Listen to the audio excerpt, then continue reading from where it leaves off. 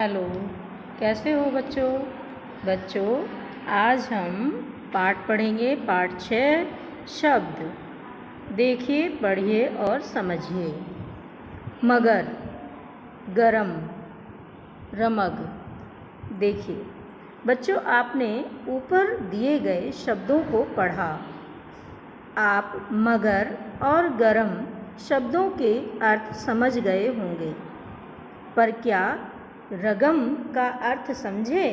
नहीं, क्योंकि यह शब्द ही नहीं है।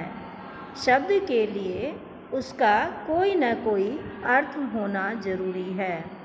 अतः हम कह सकते हैं, स्वर और व्यंजन ध्वनियों के मेल से बने जिस समूह का अर्थ निकले वही शब्द है। यानी यहाँ ये कहा गया है कि जब सार्थक शब्दों का मेल होता है और उन शब्दों को सही क्रम में लिखा जाता है, तभी उनसे कोई शब्द बनता है। और शब्द वो होता है जिसका अर्थ हो। जिसका अर्थ ना हो, जिसका अर्थ हमें समझ में ना आए, वो शब्द नहीं हो सकता। उसे हम शब्द नहीं कह सकते। शब्द हम उसी को कहते हैं जिसका हम अर्थ समझते हैं। तो बच्चों, आगे चलते हैं। बातचीत करते समय हम शब्दों की सहायता से वाक्य बनाते हैं। प्रत्येक शब्द अलग अलग ध्वनियों के मेल से बनता है, जैसे च, ऊ, है, आ। चूहा। क्या बना? चूहा। अब आगे चलते हैं। ये देखिए, प, ए, ड, ए, पेड़। फ, ऊ, ल, ए, फूल। ग, ऊ, ड, ई, य, आ, गुड़िया। क, ए, ब, ऊ, त, ए, र, ए, कबूतर। ग, आ, य, ए, गाय।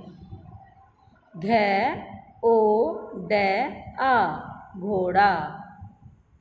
तो बच्चों, अब आप जान गए हैं कि शब्द बनाने के लिए ध्वनियों को ऐसे क्रम में लिखना जरूरी है जिसका कोई अर्थ निकलता हो। ध्वनियों को ऐसे क्रम में लिखना बहुत ज़रूरी है जिसका कि कोई अर्थ निकलता हो। चलिए बच्चों, हमने सीखा ध्वनियों के सही मेल से ही शब्द बनते हैं। ध्वनियों के सही मेल से ही शब्द बनते हैं। ध्वनियों के इस मेल का कोई न कोई अर्थ अवश्य होना चाहिए। आइए अभ्यास करें। सही वाक्य के सामने हरा तथा गलत के सामने लाल रंग कीजिए। देखिए बच्चों, मैंने तो यहाँ पर सही गलत कर दिए हैं। ठीक है, आपको इनमें रंग भरना है। ध्वनियों के प्रत्येक मेल को शब्द कहते हैं। यहाँ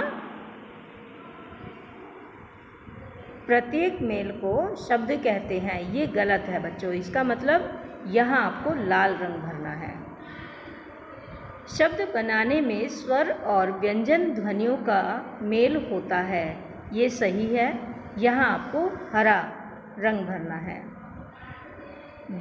वाक्यों में हम शब्दों का प्रयोग करते हैं, ये भी सही है।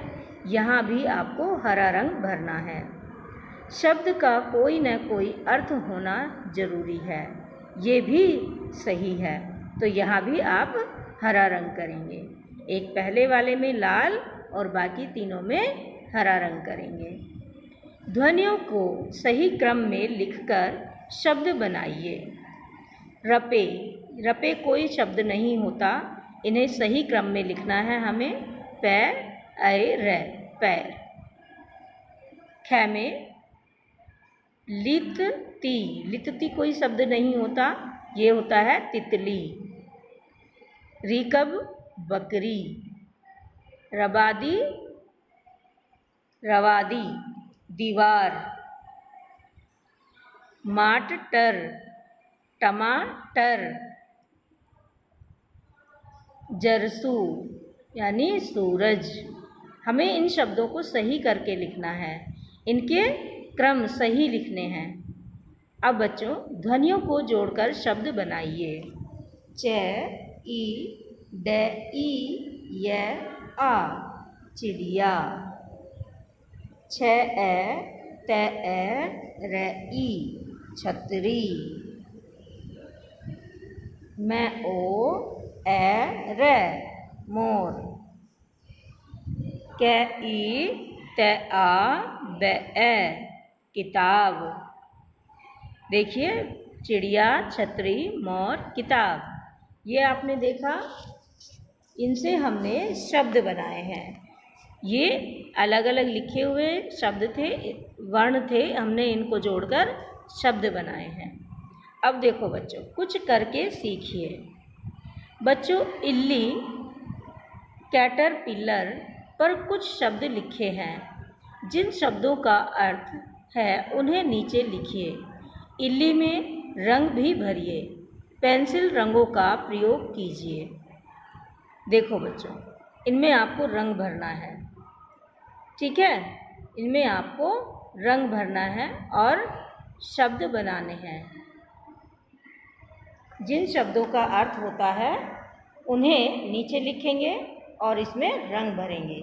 देखिए क्या मन, मन का अर्थ होता है तो मन को नीचे लिखेंगे। नज, नज कोई शब्द नहीं होता इसलिए नज को छोड़ देंगे। जल, जल का भी अर्थ होता है तो जल को भी नीचे लिखेंगे। लह का कोई अर्थ नहीं होता।